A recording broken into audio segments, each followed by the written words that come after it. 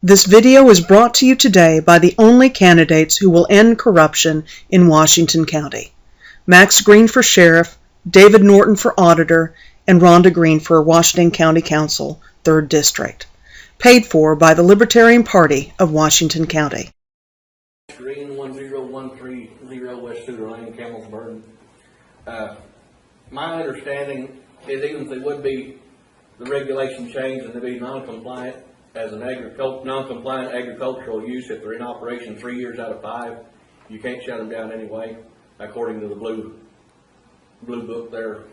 We're not even looking at that. No, but I'm saying he had concerns that if he's at 300 and something feet, if the number would be like 400 feet, would he be non-compliant and not be able to do anything else? Well. So, I mean, it's safe. They're pretty well safe. I mean, if they get grandfathered in, you're in good shape. Now, whether you can expand your operation or not depends on what's come up with these regulations down the road. What the big concern is right now, the IDM regulations that the Tyson chicken people are following, they got the 100 feet that they have to set back, and that's a reasonable.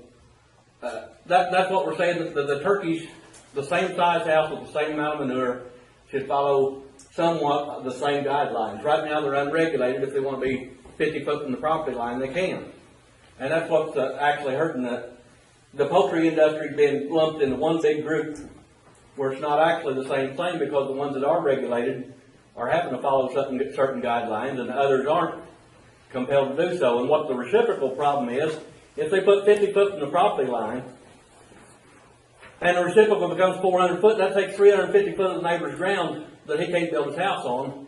But the operator has an exemption, so they can build on that same ground. If you'll sell it to them, they can build on it.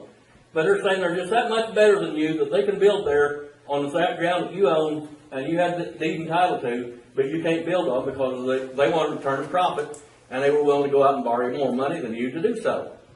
That's the problem that I see with reciprocal.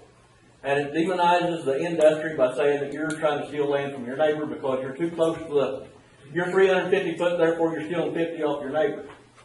And I think the reciprocal shouldn't be there. I don't think it should be a part of it, is my argument towards the reciprocal.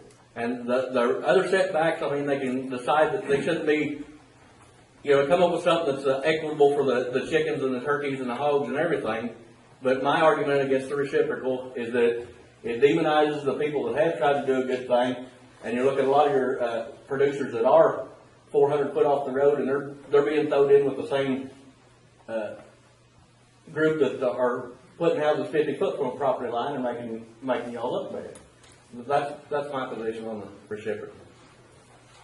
Okay. Is that a question? Thank you, Max.